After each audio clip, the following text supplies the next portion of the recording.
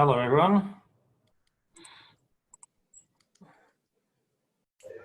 Okay, so I'm just going to mute everyone, but welcome to the Shiur tonight. Tonight we're discussing a very interesting topic of Torah codes, and we actually started this a few weeks ago, and because it's such a big topic, we had to continue. So if you weren't at the last one, that doesn't matter. It's actually some new material we're doing, so you won't have to have prior knowledge. But I will just mention a couple of important things. Hi, Henry. I see you waving to me. Thanks for waving. And what I'll do is I'll just mute everyone as well. And if you'd like to ask a question, just unmute yourself. And then you can ask your question. So you're all muted. So if you do want to talk, don't just talk, unmute yourself, because otherwise I cannot lip read. But tonight we're going to talk about Torah codes and Bible codes and the hidden mysteries in the Torah. Which obviously have now been revealed because I've been talking to you about it. But the last time, I'll just go quickly, something we mentioned last time, which is the Hebrew language, which we see in the Torah, is called Ktav Ashurit. Ashurit means a beautiful script. And that's the Torah script that we see in the Torah. And I can actually share with you a picture of that, just so you can, just to remind yourselves what it looks like. Where is it? Shiur. So this is hopefully you can see this when it's coming up. So this is the different types of script we see. So the top, Harry, can you see that? Just give me a nod. Yep, good. So the Ashuri script, the one you can see on top there, is it's a very square script. That's the one we see in the Torah. And there are other ones. Well, the cursive one is sometimes you see when we write Hebrew. There's Rashi writing, so Rashi script. There's a printed one we see in the Siddur, as you can see here. That's probably more familiar to most people. The printed is obviously a light version of the Torah script. And there's one called Ivri, which no one should really recognize here unless you're an Egyptian archaeologist. But that Ivri script is something we do not use anymore. And there's a bit of a discussion amongst the rabbis whether the original script is actually Ashuri or Ivri. So was the original Torah and the Ten Commandments written in Ashuri, or was it written in Ivri? And I think the consensus of the opinion is that this Ashuri script was actually given by God in the Torah, was given in the Ten Commandments. And this Ivri script was everyday language. And the reason they had two, someone asked me during the week, going, well, you didn't explain why we have two types of script, right? I mean, they do look slightly similar, but as you can see, very different. It's more like Arabic than Hebrew. And Ivri just means like a Hebrew, like an Ivri. Where does Ivri come from? The Hebrews come from Avel Yarden, from over the Jordan. That's where the Jewish people come from. And the reason why we have different scripts for the Hebrews is because the Moshe Rabbeinu, or our previous elders, decided that because the Ashuri script is holy, because it's given by God, we don't want to use it in our everyday language. So if you're going to write a contract in Hebrew to lease an apartment or you sell a piece of land, you don't want to use holy Torah script, right? You want to use Ivri. So Ivri was the everyday script. And that's why our Torahs currently are written in Ashuri, and those are in Ivri. That's one opinion. There are many opinions exactly what it is, but the two you'll recognize the most are the printed one, which is in our Siddur, and you'll recognize the Ashuri script, which is in the Torah. And of course, the Rashi writing, if you open a Chumash, you'll see that. And the cursive is what the kids learn in school, cursive or writing Hebrew. So they're the main forms of Hebrew. Now, I just mentioned, this is very important for tonight, the Ashuri script, as said, was holy. What does that mean, holy? So last time we went through quite a few of the Hebrew alphabet, and we actually explained every element of the letter, why the Aleph looks like it, why the Bet looks like it does. We only got to Yud. There are 26 letters. We only got to Yud. So we're only halfway through. But there was actually a very important aspect of the whole Hebrew alphabet, which we're going to talk about tonight. And that is the secret codes. Now, when we interpret the Torah, and I always think, many of you have seen, if you're going in the city or sometimes you go to one of the shopping centers, you'll see sometimes a man standing with a microphone and he's got a little speaker system and he's reading the New Testament. I assume it's the New Testament, right? And he's reading, and God said to Jesus, and Jesus said this, and he's reading the whole Bible, right? And to be honest, I've never seen anyone stop and say, oh, can you just repeat that? Most people just ignore the person and keep going. And I don't know why they do that. My opinion is it sounds really boring. Just someone reading a text, not very exciting. But when we learn the Torah, our Torah has many more facets than just reading through it. On Shabbat, we read through the Torah, that's true. But in the Torah itself, every word has an interpretation. In fact, sometimes there's many interpretations. And there's also many hidden sides to that as well, many hidden scripts. So I'm going to go through two major forms of interpretation tonight. So there's obviously the literal interpretation, right? God said to Moses saying, he really said it. And there's a deeper meaning towards that as well, that the underlying meaning. A great example is, the Torah says, do not cook a goat in its mother's milk. Don't cook a kid in its mother's milk. And we all know that's not actually the law. The law is you can't have meat and milk together, right? Because the Torah sometimes is not written exactly literally. In fact, we know we can't open a Torah. We can't open the Old Testament and go, oh, this is what we have to do. We have to learn the oral law with it because they go together.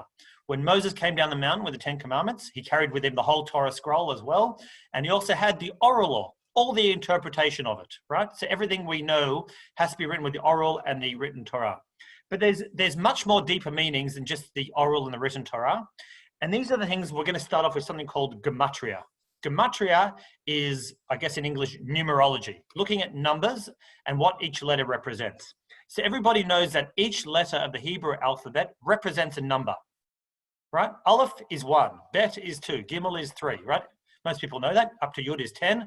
And then you start getting bigger numbers. Chaf is 20, Lamed is 30, Mem is 40, Nun is 50, Reish is 200, Shin is 300, Taf is 400. And you can write any number with using Hebrew letters. In fact, if you look at the diaries, you get the JCCV diary, and it says there, it's a Jewish year 5780. Usually it's written in gematria. You say Tav Shin Nun Chet, or whatever number it is, Tav Shin Ayin, or whatever it is. So that's 700 and 5,780, right? That's how we know it. But tonight I'm going to show you some very interesting gematrias that we actually do a lesson from. So I'm going to share my screen. I hope you'll be able to see this. But I've put together a bit of a, so let's close this one. Let's go back. You can see Harry, you can see my screen, right? Good. All right. So this is a opening Word document. I hope it doesn't crash because I've put lots of pictures in it. But the whole Shiur will be based on this thing that I've put together tonight. So let's just go from the beginning. So I'm going to give you a couple of examples of where we see these numbers happening. All right. Now, just let me find the example because for some reason I didn't put in the right order. I don't know why I did that, but I'll know for next time I put in the right order. Okay. Okay, the first one is here. Actually, I did put in order. Didn't realize. Okay, so can everyone see that? It starts off with the word, oh, don't cancel. See Bereshit 28:12, right? Chapter 28, verse 12. You can see it, Harry? Is it clear on the screen? Yep, good. Sorry, I'm picking you, Harry, because you're the first face that I see on my screen. So thank you for being my assistant tonight. Okay, so everyone knows this story, right? We know that Abraham had put his... sorry, not Abraham, Jacob. Jacob had the dream of the ladder, right? He put his head on the pillow, went to sleep, and he put his head on a rock, and he had a dream of the ladder with the angels going up and the angels going down. I think everyone knows that story, right? Now you'll look in the verse here, and it says here, "Vayachalom," right? He had a dream.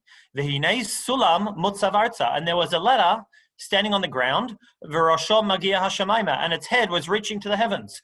V'hinei malachei Elokim olam yardibon, angels were going up and angels going down. Famous story, right? Now everyone goes, great. Now if you look at Rashi on the spot, he says there that's where was he actually lying? He was lying on Mount Sinai. Mount Sinai is Mount Moriah, the same mountain, the place where we got the Torah, right? Now, how does he know that it was Mount Sinai? How does he know? Right? Is it just some interpretation that was passed down from generation to generation? Right? I'll tell you how he knows it. Look at the word sulam. I've underlined it in red. I'm not a very good drawer. It's a squiggly line like Mr. Squiggle, but that red there under the sulam, look at the numerical value of it. Samach, right, is 60. Lamed is 30 and Mem is 40, right? Which adds to 130. Very nice number. 130 is also the numerical value of Sinai. Samach, Yud, Nun, and Yud, right? So because it had the same numerical value, he goes, oh, this must be, where he wasn't just any mountain, it must have been Mount Sinai. And that's how we learned it. So that's how we can use numerical value when we're interpreting, right? So we tell our kids in school, okay, now you might say that's a nice coincidence, whatever. Okay, that's fine. That doesn't matter. We'll talk about coincidences later if there are any coincidences. But that's a nice way of learning how gematria works. I'll give you a couple of examples. We're not going to focus all tonight on it because we can be here forever. But here's another one from Bereshit. Everyone needs this one. Hashem said, let there be light. He saw that the light was good. Now, I've underlined the word et ha'or there, right? Et ha'or is the light. He saw that the light was good. Now, if you look at the numerical value of et ha'or, okay, I'm not going to do it all quickly, but it's 1, 400, 5, 1, 6, and 200. Adds to, who was quick there? 613. 613 we know is the commandments of the Torah. We know that the Torah is referred to as the light for the Jewish people.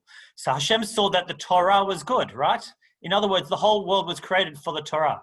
So from the word light, which we think is light, we can actually learn the word Torah as well from the same numerical value, 613. All right, I can see some people aren't convinced. That's fine. Hello. Yeah. Can I just ask, but that wasn't just the light saying 613, you needed the et to make it 613. That is right. That is correct. The light. Yes, that is right. And that's where the skeptics come in and go, you just added another word to make it work. That is true. I did do that. Correct. But I'm just following what the rabbis tell me. Et ha'or kitov, okay? Don't worry. Stay with me. Don't go yet, okay? Because there's going to be more. This is just the appetizer. All right. Okay. Now, so can I just ask a question? So why couldn't you pick another word and get a gematria out of that and then come up with another word? oh, you can. You can definitely do that. But then, I don't know. So no, it's a good question. So people do that all the time. I mean, if you've ever been to like a Sheva Brachot, right? Not at weddings, but at Sheva Brachot, you have 7 days of celebrations after a wedding. Now, by the 6th or 7th Sheva Brachot, you've run out of things to say about the bride and the groom, right? So what do people do? They grab a gematria. They say, let's take the numerical value of the groom's name and the girl's name. Let's put them together, and it adds to 1003. And that is Chaim Tovim, a good life, right? So you could do whatever you want. There's no problem, right? But some of the gematrias I'm just showing you are just ways we can interpret, right? Now, it's true, you could find a gematria and go, et ha'or is also the same gematria as Gehenna, which means hell. I don't know, I just made that up, right? It's possible. But we just use this as an interpretation, right? So obviously, we're not going to put our whole religion just on the gematrias, right? This is just a tool that we use for interpretation. Right? And it can be used for good or bad. You're going to see soon when we get to the Bible codes, you're going to see some real interesting stuff and you'll have the same question. But you are right, 100%. Gematria is only used as sort of like it's sort of a nice thing to have, right? We don't base a whole religion on the fact that the numbers add up and this is the interpretation. Because in fact, he did dream about a ladder. He didn't dream about Mount Sinai. We're just using that as another interpretation of it, another interpretation, and et ha'or as well. So that's gematria, right? Very simple. Gematria is just looking at the number, finding a similar number, and that's all good. Now, another way, this is a second way to interpret Hebrew letters, right? And you'll see by the end of this that the way we look at Hebrew letters is not like, and I said last time I gave the example of an apple, right? Apple, spelled A-P-P-L-E. There is no hidden meanings besides why an apple is called an apple, right? An apple can be red or green and it's round, right? And the words are A-P-P-L-E. There's no connection. But in Hebrew, every word is connected somehow, okay? And we did just delve on it last time. We might come to a bit later. But the Hebrew language is holy. It's meant to be holy. So another way to interpret is this. See the word Yitzchak and Yaakov, the famous Isaac and Jacob, right? Now, there's also numerical values here in each of those. So there's 10, I've written in 10, 90, 8, and 100. Right. Now, Yitzchak is a name, it comes from the word sachok, which means laugh. Why laugh? Because when Sarah heard she was going to have a baby and she was 90 years old, she laughed. So they called him Yitzchak, right? Yaakov has got the name heel because he was the second born and he wanted to come out first. He grabbed onto the heel of his brother and pulled him out. We all know those stories. But there's another interpretation, which is the number of each letter is also important. So Yitzchak, okay, number 10 represents the 10 trials that Yitzchak had. God tested him 10 times. Tzaddik is 90 years. He was born when Sarah was 90 years old. That's a tzaddik. The chet is Brit. He had a Brit when he was 8 days old. I think he was the first Jew to have his bris at 8 days because we know Abraham had it when he was 100. And also the kuf is 100 because Abraham was 100 years old when Yitzchak was born. So that's another way to interpret Hebrew names. Yaakov, the same thing. 2 is the 2 tablets, because he's the head of the Jewish people. 70 is Yaakov and his descendants. So 70 descendants went with him to Egypt, and we know 2 million people came out. Yud is the 10 commandments. So we can actually look at each word separately and also do interpretation. Okay, let's move on. Then we can also look at numbers used in the Torah. So for example, here, we're talking about when Abraham was running away, right? And he was being attacked. And it says here that he brought with him 318 men. Now, do we care how many men he had? No, we know every word in the Torah is specific. It could have just said about 300. It could have just said a bunch of men. It could have said a group of people. Why did it say 318? And one of the interpretations is, sorry, I'm just gonna mute a few people there because it's getting a bit noisy. Can everyone just go on mute? Just Is the sound low? sorry, I'm just trying to. I'm No, trying it's to mute. I can't get the sound off completely. Yeah. Sorry, whoever just joined, do you mind to mute so we can just, thank you. All right, I got it. I found them. Okay, so 318. What does 318 represent?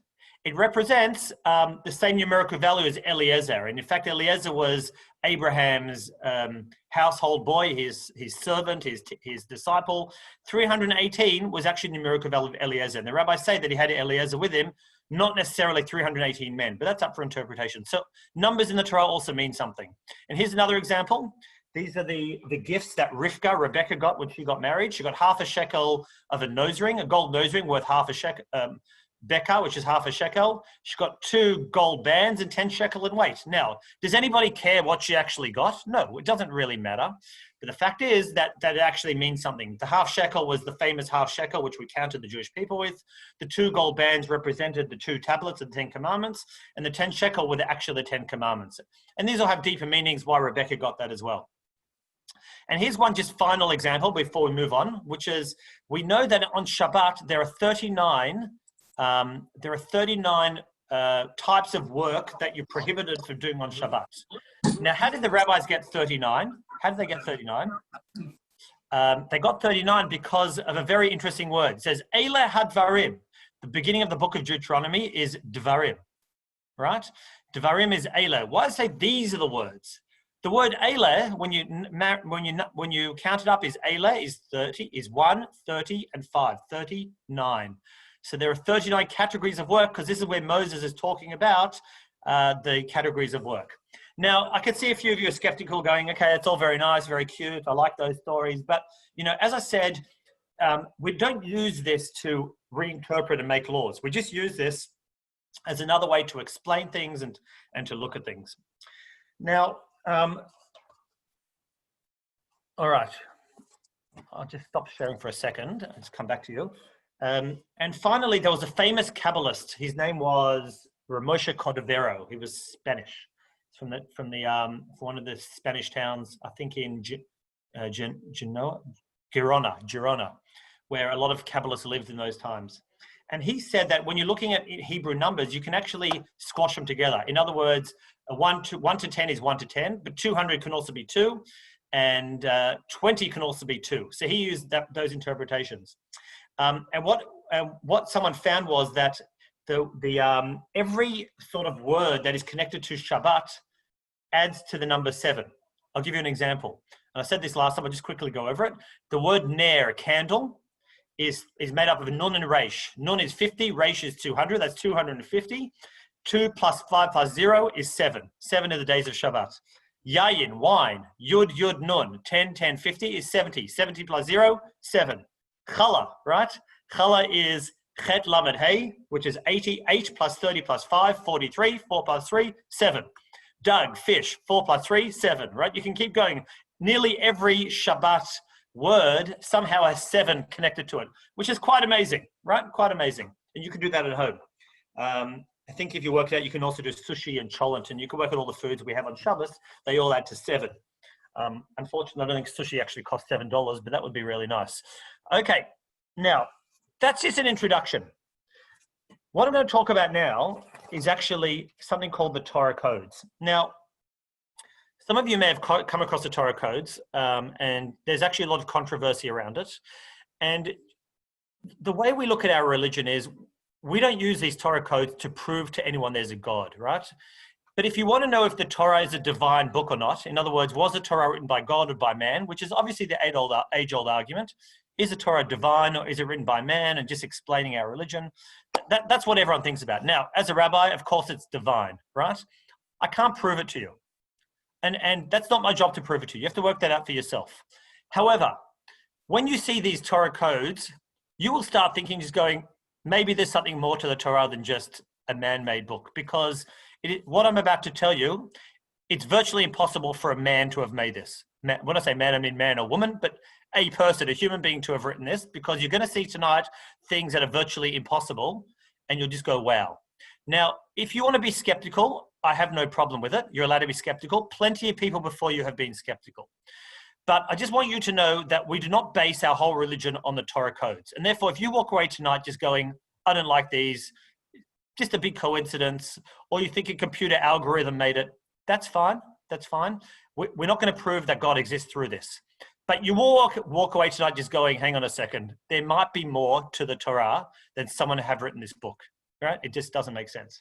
So that's what I hope you come away with tonight.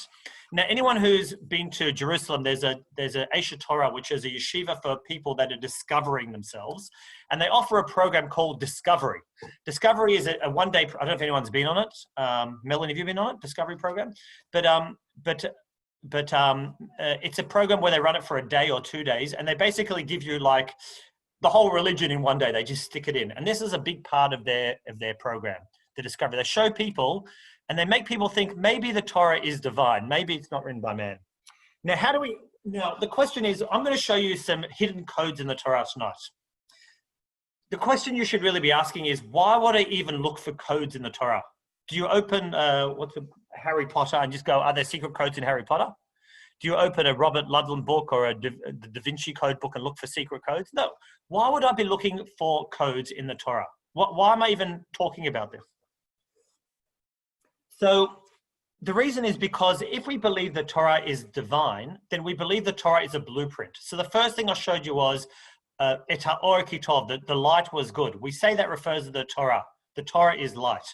When God created the world, he didn't create the world and stick a Torah inside and then stick the Jews inside. The Torah is actually the blueprint of the world. And if it's a blueprint of the world, then really everything that happens in the world should be written in the Torah. And in fact, the Vilna Gaon, the famous rabbi of Vilna, right, actually said the following statement, which is a pretty big statement, right? If anyone else on this call would say this, I'd just probably shut you off Zoom. But the Vilna Gaon said this. He said, everything that was, is, and will be is written in the Torah.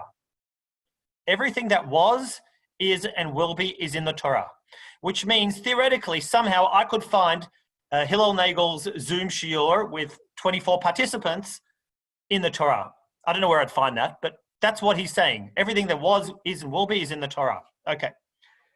Now, Rav Moshe Cordovero, that famous Kabbalist, said that when you look at the Torah, we don't just look at the words and the meaning of it.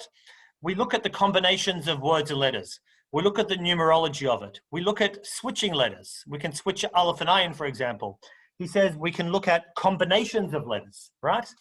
And this is where it gets really interesting.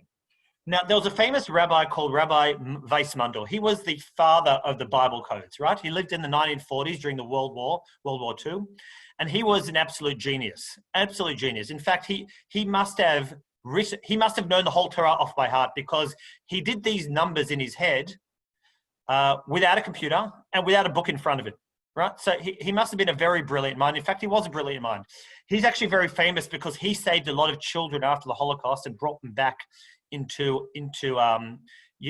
Judaism. In other words, during the war, a lot of children, and I think there's a couple on this call. I think, Henry, you've got a story as well, where people were taken into orphanages or Christian monasteries to be looked after during the war.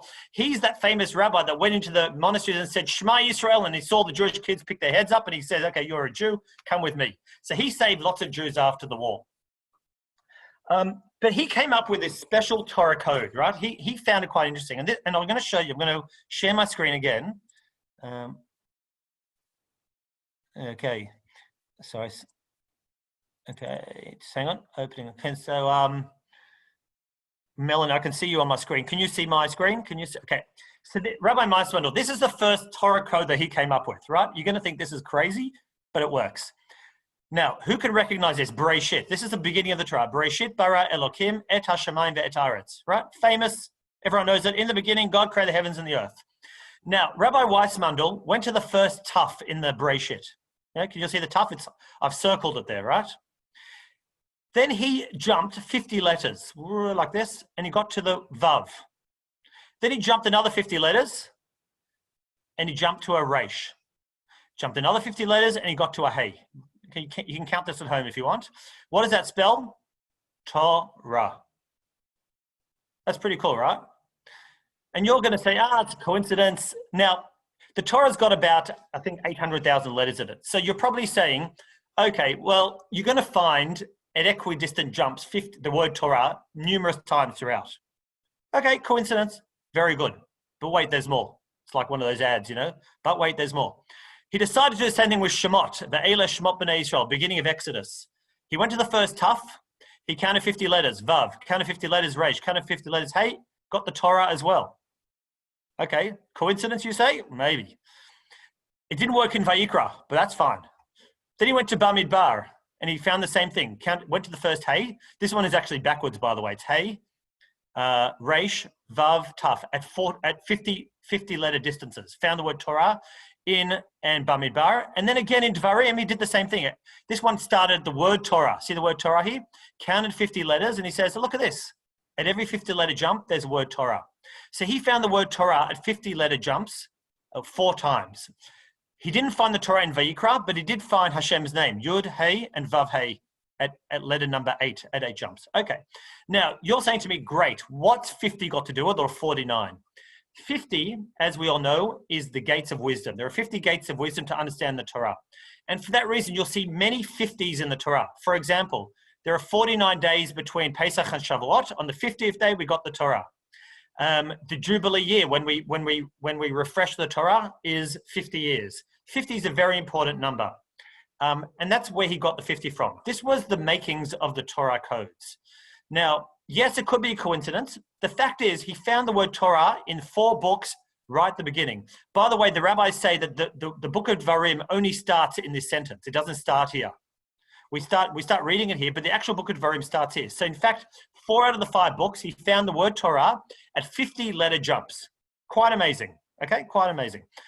Now, if you're not convinced, that's fine. We're in earlies. The night is yet young. But from that, he says, hang on a second. If I can find this really, really cool code, maybe there's more. So what he did was, he says, let's see what else we can find. And he did this in his mind, by the way, in his brain. I guess when he was born in the concentration camps, he found other things. And here's another example. He went to the verses. This is in Bereshit, chapter 121. You can try this at home, by the way. Not dangerous, right? And he went to the book of Bereshit. Now, you'll all recognize this. Vayichulu hashemayim va'aretz v'chol tzvam. This is the Kiddush on Shabbat, right? These are the first words in the Bereshit where Hashem says he rested on the 7th day and he had Shabbat. What did he do? He went to the word hashishi. He went to the Yud, right? Then he jumped 8 letters to Shin, jumped 8 letters to Resh, jumped 8 letters to Aleph, jumped 8 letters to Lamed, right?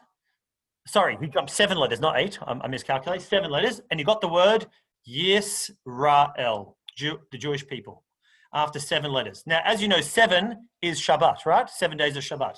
But wait, there's more. Then he said, okay, I'm also going to jump 50 letters. I haven't got it here because it would have taken up too many pages, but if you start here and go 50 letters, you'll also find the name Yisrael, right?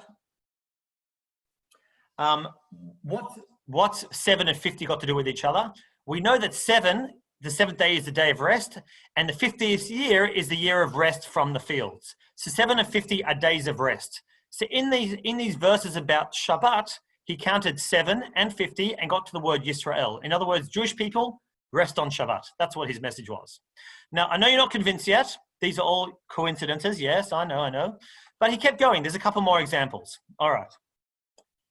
This here is another one.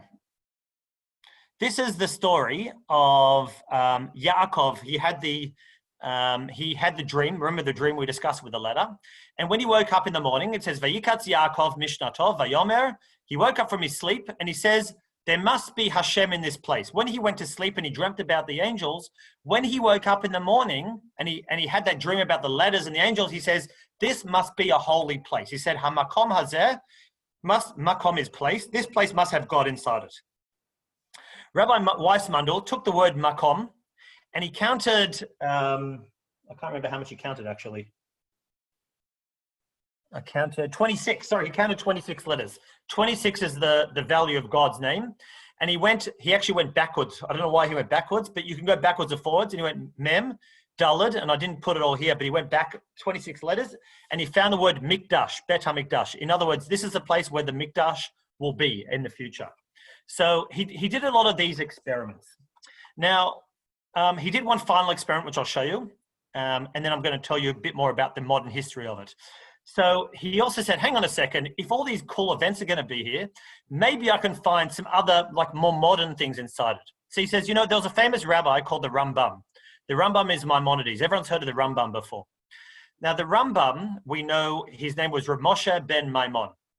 So in his mind, I don't know how he did this, but he found out, he looked in the Torah and he found the name Rambam in the Torah at distant jumps. So we'll talk about the jumps in a second.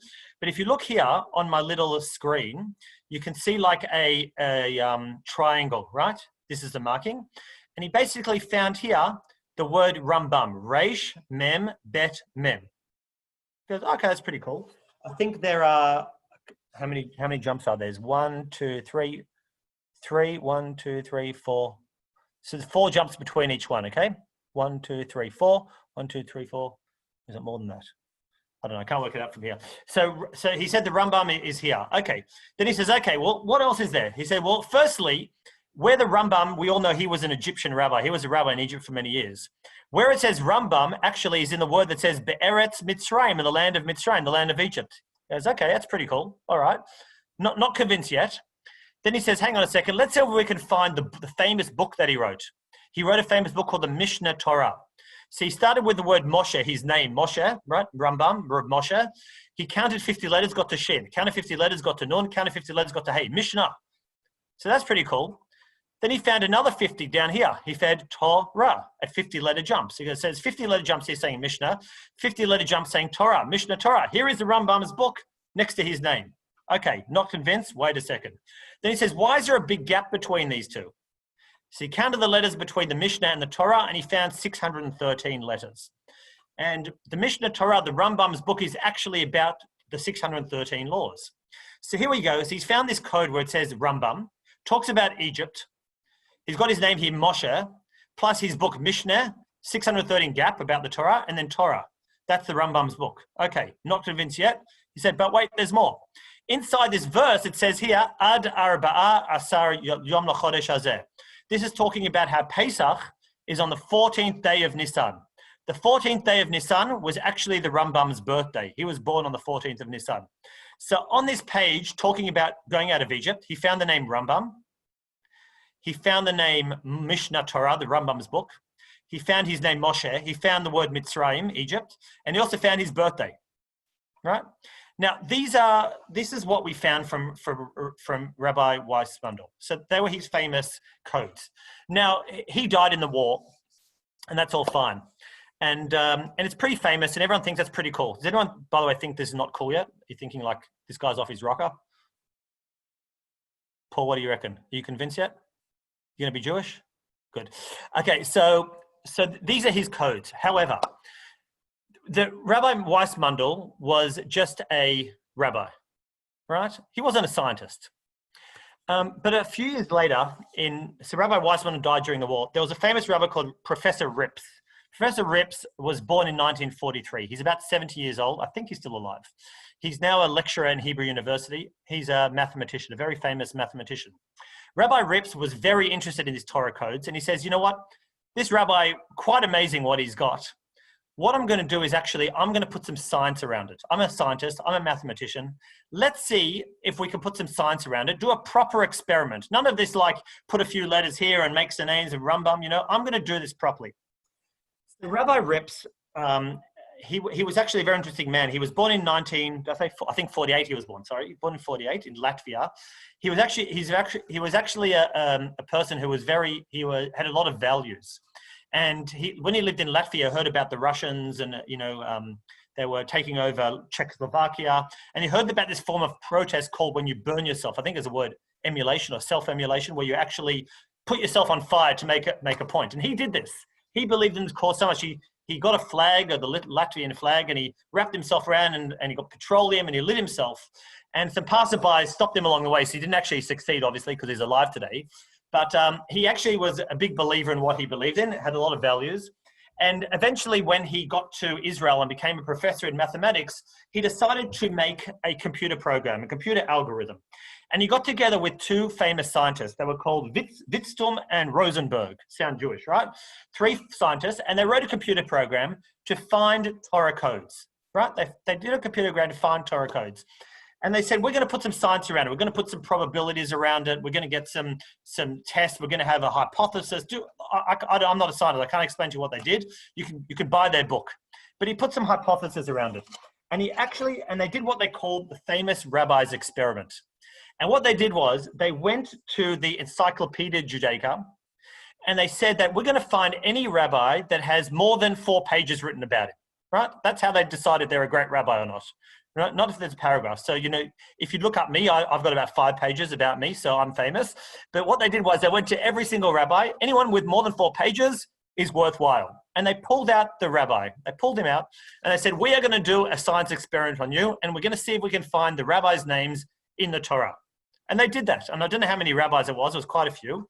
But I'll show you one example of what they did. And this is using computer algorithms, right? They didn't make it up. Keith, I can see you. Can you see my screen? Melanie, can you see my screen? Give me a thumbs up. Yeah. So before I do that, I'm going to show you just the way they described it, because it's a bit hard to sort of, when you're jumping letters in the Torah, I showed you ones that were 5, but sometimes they're jumping like 1,000 letters. Very hard to show you a whole screen of 1,000 letters.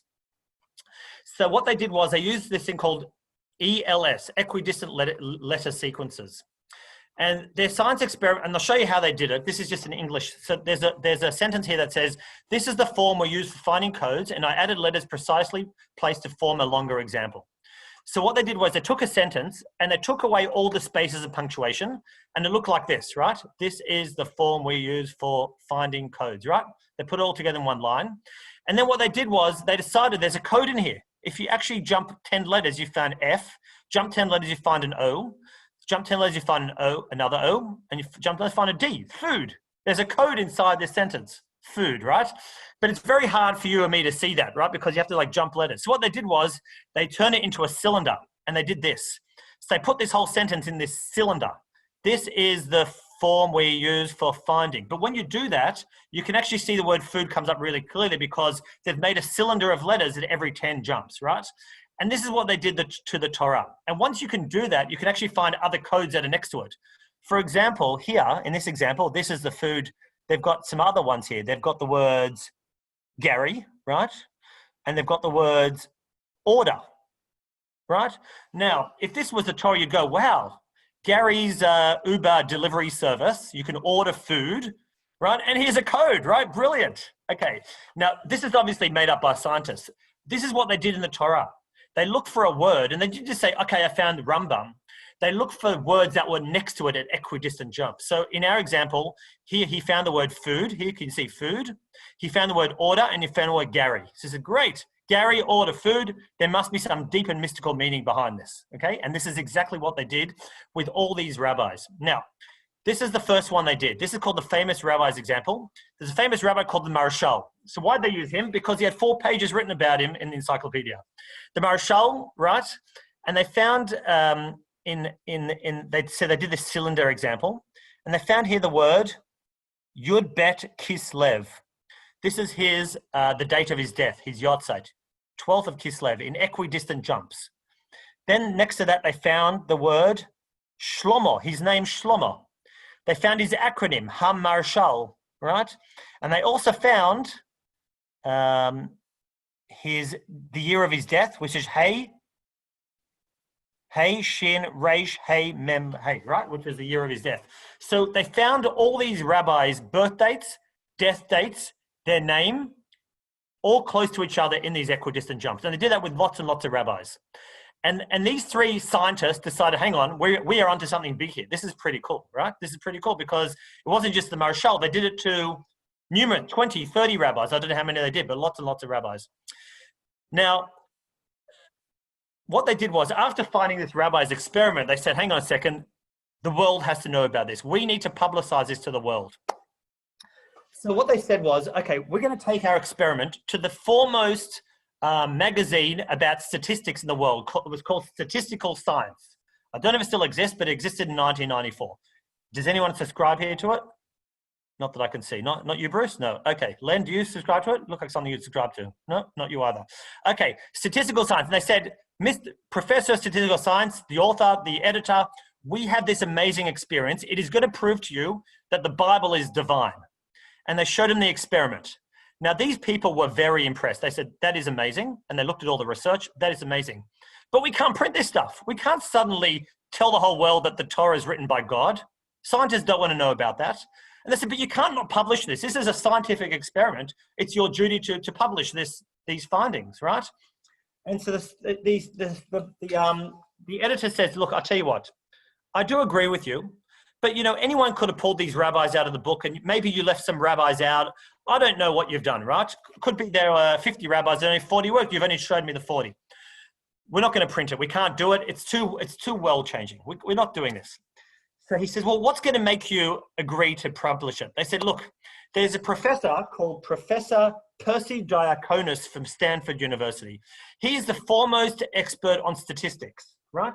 He is the #1 in the world. If you can get him to give you a letter of approbation that your experiment works, we will print your article in this book. Okay, so they found Professor Percy Diaconis. Now, to give you some background, this Professor Percy Diaconis, not only was he the #1 statistician in the world, he'd written numerous articles about statistics and numbers and probability, but the problem was he was also the head of the American Skeptic Association. He was the biggest skeptic in the world. So if they were going to convince the biggest skeptic in the world about these Bible codes, it was going to be good, right? So they went to Percy Diaconis and they said to him, listen, Mr. Percy, we want to print this. He goes, oh, come on, you've made this up. This is not a proper experiment. He didn't like some of their numbers. So he says, you know what? I'm sure you could do the same thing if you opened Moby Dick or War and Peace or Harry Potter. You could do the same thing. I tell you what, I don't like this experiment. It's too much for the science world. I said, well, what's going to get you to give us this letter of approbation? Says, you know what? If you run 1 million articles and novels and books through your computer system, and you fix up the computer system a bit, if you can run 1 million and still tell me that the Torah is divine and it doesn't work in any other book, I'll give you a letter of approbation. Now, in Percy's mind, he thought these rabbis, you know, he'd just get rid of them. Who's going to do 1 million books? But 4 years later, these rabbis actually ran their computers for 4 years straight, 24 hours a day. They put in 1 million novels or articles. I don't exactly, you can look up exactly what they did. 4 years later, they came knocking at Percy Diaconis's door and he says, hello. And he goes, what are these Jews doing back here? You know, what's going on here? He goes, oh, you told us that you'll give us a letter of approbation if you do 1 million articles. We've done it and we've got the same results. So he says, it's still too much. I can't do it. He goes, we have to work out the probability. Now, in the science magazine that time, now I'm an amateur, by the way, so I'm just giving you like the high level aeroplane view of what this means. But basically, in order to print something statistically, normally you need 1 in 20 chance, 1 in 50 chance. Professor Diaconis says, I'm only going to print this if this is 1 in 1,000 chance, which is virtually very hard to get, right? If you can prove to me there's a 1 in 1,000 chance, I'll do it. So the rabbi says, that's fine. It's actually 1 in 62,000 chance that this could ever have been done by coincidence, by chance. So this Diaconis eventually said, well, I've got no choice. And he wrote them a letter of approbation. And it was printed in Statistical Science. And it took the world by storm. You can look at all the articles in 1994. It was like unbelievable. Is the Torah divine, right? Anyway, so you can imagine how it changed the world, how suddenly all these Torah codes became in the Statistical Science. Now, a lot of scientists did not like these findings. And a couple of years later, you had all the brains of the FBI and CIA and Harvard University trying to find holes in this experiment. And they actually did find 2 holes in the experiment. What were their 2 holes? From the rabbis' experiment they did, and they did thousands of rabbis, they worked out, they could find all these codes of all the rabbis. They said, hang on, we found a flaw in your experiment. 2 of the rabbis, you've actually got the date of their death wrong. The encyclopedia says it was the 2nd of Adar, and it's actually the 3rd of Adar. And the other, that's one problem. The other problem is one of the rabbis here, you didn't spell it right. And therefore your whole experiment is out the window. They were looking for any excuse. The rabbi says, no problem. You know what? You're right. We made a mistake. We'll run our computer algorithm again. And not only did they find the new names and the Yahrzeit dates, but the probability of this actually working and being done by a human went from 1 in 62,000 to 1 in 1,062,000. It actually made it even better for them. They said, we love this experiment. This is even better because they used the right information this time. Now, these experiments were unbelievable. The problem was, of course, lots of conspiracy theorists. And since that time, lots of people have downloaded the program, run their own Torah codes. There's a famous book written by Michael Drosnin, who not only did he start using Torah code to look at history, he started predicting the future. And in his mind, he predicted the assassination of Rabin. He actually went and told the Mossad at the time, I'm predicting that Rabin is going to be assassinated before it actually happened. Now, that's really no proof that he had proof, because everyone thought Rabin would be assassinated at one stage. It wasn't any news when it happened. It was like, oh yeah, it actually happened, because he had lots of death threats along the way. But what I'm going to do is I'm going to show you some examples of some of the Torah codes that were found. And hopefully this will show you exactly what it means. Now, as I said before, these are amazing. I mean, if you actually think about it and if you look at the science behind it, it's unbelievable that these codes can work in the Torah, and they do not work in any other novel. You can't do it in any other novel because they've tried it. However, one rule I forgot to tell you was, when they now it's very possible, like for example, I'm looking for the name Hillel in the Torah. Hillel has 3 letters, Hey Lama Lamed. There's every chance I'm going to find my name in the Torah at equidistant jumps. In fact, I might even find it at 44, which is my current age, right? Every 44, I'll find Hillel, because there's 800,000 letters in the Torah. When these rabbis did the experiment, they didn't just take any Hillel in the Torah. They looked for the first time that they found Hillel in the Torah at equidistant jumps. So you can't just take any Hillel. They found the first one, right? Now, one of these people that were a bit skeptical says, I can do that with any book. And he pulled out the book, The Moby Dick, right? Professor Mackay did this. And if you look at Moby Dick, and he found, look what I did. I found Indira Gandhi here in Moby Dick, next to the words, the bloody deed. Oh, we found out that Gandhi is going to be assassinated. Now, and he says, so all these Torah codes are all rubbish because I found history in Moby Dick. Now, there are 2 problems with this example, 2 problems. Firstly, the number of times that Gandhi appeared in Moby Dick is actually more than this occasion here. And the way we do our Torah codes is you've got to go to the first one. You've got to go to the first one. This guy found it in the 50th one. So it doesn't help to find Gandhi. You can find that anywhere, right? That's no coincidence. And the bloody deed, right, was very nice, the bloody deed, but actually it was an assassination. It wasn't a knife attack. And the way the Torah codes work is you've got to actually use words that are used by the public. No one ever referred to Gandhi's assassination as the bloody deed. So these words are very nice coincidence, but that's not how the Torah codes work. When the rabbis did the experiment, they used names and words that were actually used in the common language. They didn't just make up words going, oh, Holocaust, let's call it assassination, right? The Holocaust was the Holocaust, the Shoah, right? They found that. So that's why you have to be very careful when you do go home and read this, because I'm sure you'll all look it up later, what it meant. But let me show you some examples of Torah codes that actually did work and have been proven. So here is the actual one about the assassination of Rabin. Now, as you can imagine, you can't find Torah codes of the future because we don't know what we're looking for, right? Now, if I know Melanie Cohen is about to buy an ice cream tomorrow, I can't look up Melanie Cohen ice cream because I don't know what she's going to buy, what flavor she's going to buy. So it's very hard to work out the future, but we can work out the past, right? So what I do is I look at the past. So when Rabin was assassinated, what they did was they found the word Yitzchak Rabin, and you can find this here. So here it is in the red, Yitzchak Rabin.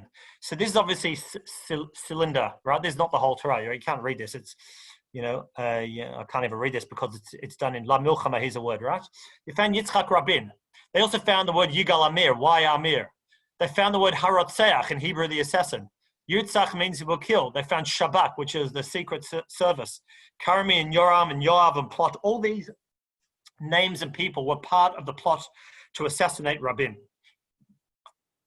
And that's who they found, right? And they found these in the Torah codes. Sorry. So quite amazing that they found Yitzchak Rabin, and all these other names were right next to it. Now, remembering, this is not the first Yitzchak Rabin, this was the first Yitzchak Rabin in the Torah. You can find other Yitzchak Rabins. In fact, there's many other Torah codes that use other words, but this is where they found all these ones together.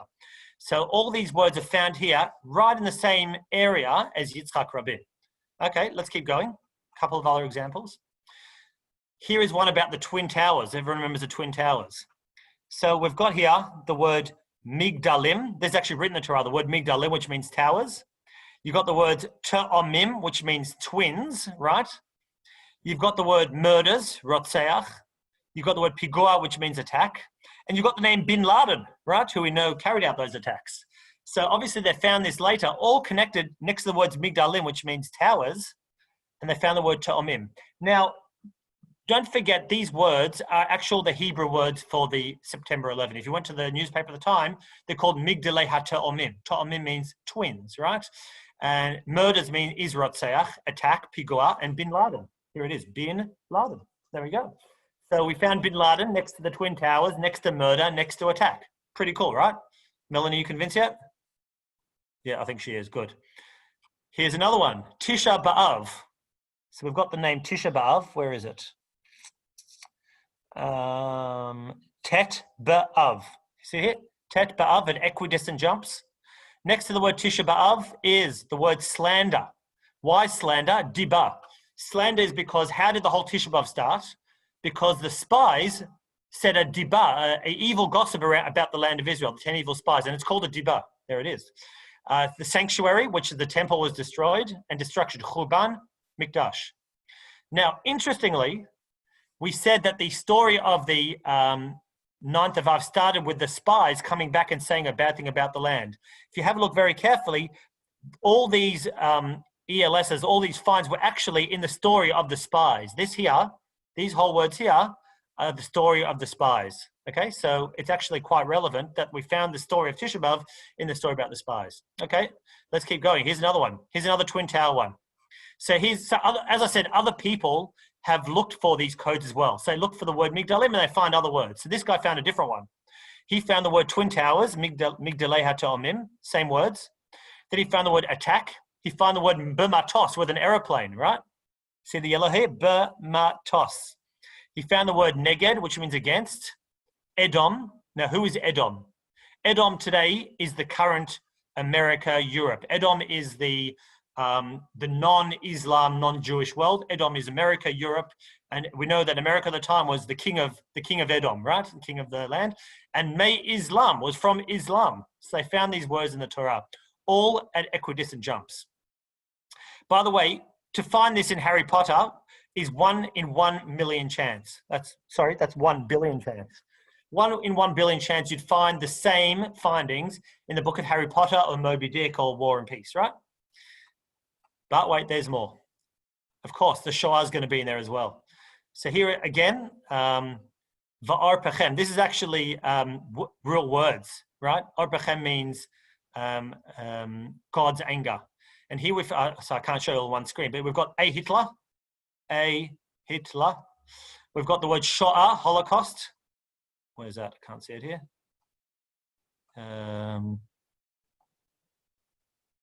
Shoah, he's here, right? We've got the word Tavshin Vav, which is the year of the Holocaust. We've got all these other words, anger and fury. We've got Auschwitz. That's pretty cool, finding Auschwitz. I mean, it's not cool, but you know what I mean. It's like amazing that we found it here. Auschwitz is, I can't see it. Which one of these is Auschwitz? Diagonally there in the brown, down. Oh, there. Auschwitz. There we go, Auschwitz. And by Do the way, they only find these things? Sorry, Hillel. Do they only find these things after the events? Yeah. So obviously, I know. So in about 10 years' time, when you're giving this talk, they're going to talk about Corona and the deaths and all the rest. So for tonight, I was actually looking if someone had done a Bible code on Corona, but they hadn't yet. But here's a good one. This is my favorite. No, I shouldn't say my favorite. It's terrible. But here's Clinton, right? Everyone remembers Clinton, the impeachment, right? Clinton, impeachment, liar, adulterer, star. Well, who's star? Star was the prosecutor, right? Kochav is a star, by the way. Okay. what's more interesting, not only finding the words Clinton, impeachment, lie, adulterer, star, but in where all these words are found is actually the story of the king of Shechem, who raped the daughter of Jacob, right? Now, who is the king of Shechem? He's got to be Clinton. He's the king of the world, right? He was the king at the time. And who is the daughter of Jacob? A Jewish girl, which is Monica Lewinsky. So there we go. So we found in the actual portion about a non-Jewish king raping a Jewish girl, we find the word Clinton, impeachment, liar, adulterer, star. Star is the prosecutor. So that is pretty cool. So these examples, by the way, you can go to torahnet.org, torahcode.net, and you can see every single piece of history someone has found these codes. Now, as I said, these are open to interpretation. So a couple people, you can find things that also don't have Jewish things. You can find in them. It depends what you're looking for. You can find anything you want, but really the whole purpose is not necessarily to say, now everyone convert to Judaism because the Torah is divine. That's not the point. This is just another tool that we can think about and help ourselves think, the Torah is not just a special book. There are actually these Hebrew codes inside here that you don't find in any other man-made book, right? You won't find this in the New Testament, in any book that's written, in any encyclopedia. And the probability of finding something like this is one in it's too big to even count. So the fact that we actually did find these in the Torah on numerous occasions, it's got to say something about the fact that there's something divine about it. So as I said, this guy called Michael Drosnin also wrote a book. You could buy his books. He did try to predict the future a couple times, but many of his predictions were actually wrong. In 2000, he predicted there'd be an atomic war. So in 2000, he predicted there'd be a World War III, which never happened, obviously. He predicted an atomic war in 2006. That never happened either. So it's very hard to predict the future because you don't really know what you're looking for. But once you've seen these events in the past, you can easily find them, and you find all these equidistant jumps. So do feel free, obviously, to go home, you are home, sorry about that. Feel free to stay at home, and when you're bored at night, go to Torah, I think it's torahcode.net. There's actually a few websites, and you can just go through piles and piles of history, and you can read all about it. It's got tutorials there. I'm not sure if you can download your own program, but you can find your own Torah codes if you really want. There are still people today that are going through codes and finding modern ones as well, even until today. So I'm sure there is a Corona code out there. There was one I saw many years ago. It talked about diabetes and insulin and sickness. So they actually found the cure for insulin. Insulin was the cure for diabetes. The problem was they only found it after the fact. It's a bit they didn't know what they were looking for because no one knew the word insulin until it actually existed. But, if someone's got a bit of time, and now we all have a bit of time on our hands, maybe we can put Corona in and then find all the different treatments and see if you can find a cure, and you might make yourself quite rich out of it. But they are the Torah codes. And they are controversial because there's a lot of controversy around it. But if you look at the actual workings of Professor Rips and his team, and you don't read all the hype around other people trying to make fun of it, you'll actually see the scientific experiment. And as I said, it was printed in Science Statistics. What's it called? Statistical Science. And because they did find some holes in the experiment later, Statistical Science pulled it off the shelves. They pulled the article off their website. And even though Rips later said that their experiment was even better, Statistical Science had a new editor at the time, said, sorry, we do want rights to reply. We don't want to get into a mess. The realm of divine is not the realm of science. We don't want to mix the two. So unfortunately, it didn't go any further, but a very interesting experiment. So it's all started from the Kabbalists telling us that these codes exist. Start off with some very simple ones, and now they're actually very complicated. So got some time for questions if you'd like. Happy to take some questions. Rabbi. Yes, Bruce. Hello, Bruce. I actually, just after 9/11, I got a hold of Michael Drosnin's book called Codes of the Bible Finally Revealed 2. Yes. And it was a thick book, but I read it in one night, and I was absolutely transfixed by it. And one of the things that really convinced me is not only did he find the codes, but the relevance between the codes and the actual stories in the Torah itself. Exactly. And that Clinton example is great because it shows you, talking about a king raping a Jewish girl, it's exactly what Clinton did, basically. Yes. And the fact that he was a liar, and the fact that his name is there. But, there's ones about Obama winning the election. So there are people who spend lots of time doing this, using computer programs, finding out all the connections, and usually they're connected to the story. And of course, you can go look at the Rabbi's experiment, see all the rabbis inside there as well. So, I mean, with all these things, I mean, it's very exciting, right? And you think, wow, this is really divine. But, you know, our belief system is not based on Torah codes. Because, and that's not how we do it. So even amongst the rabbis, there was a bit of controversy. Should we show the people these codes or not? Because, you know, I don't want Paul to go home tonight and find a code that says, you know, secure the shul is not a good shul, right? Because he wouldn't be in there, for sure not. But you know, he might misinterpret it and get the wording wrong because he doesn't word for law in Hebrew. So I don't know what he'll do. But many rabbis actually said, no, this should be used as a tool to teach people and to get people excited about the divine and to help their questions. But no one should base their belief system on it because the Torah has so many more facets to it. And that's the reason that we don't talk about the codes all the time. It's just a very interesting element of it. And but it is very exciting. It's very exciting. And when you read the science and know that it can't be done to any other book, you just go, wow, you know? So it's a bit of a wow factor. But just again, you know, the Torah has many interpretations, numerical values, word skipping, deeper meanings, other meanings, and we can all use these to enhance our knowledge, obviously. There we go. Has anyone seen the Torah codes before? Was this new to anybody? Or? Yes. Yeah. So Michael Drosden's book is a bit controversial because he does, as I say, predict the future. And I think Professor Rips did not. I don't think they liked his research. I think they thought it was a bit on shaky ground. But in fact, all those three researchers and Drosden eventually won the Nobel Peace Prize. Not Nobel Peace Prize, the Nobel Prize for Literature, Nobel Peace Prize, Nobel Prize for Literature. So they are quite famous in the world, and you can YouTube them all the time and just look around. So it's quite interesting. But thanks all for joining. I hope you enjoyed it. I enjoyed this topic as well. It's always fascinating to see them.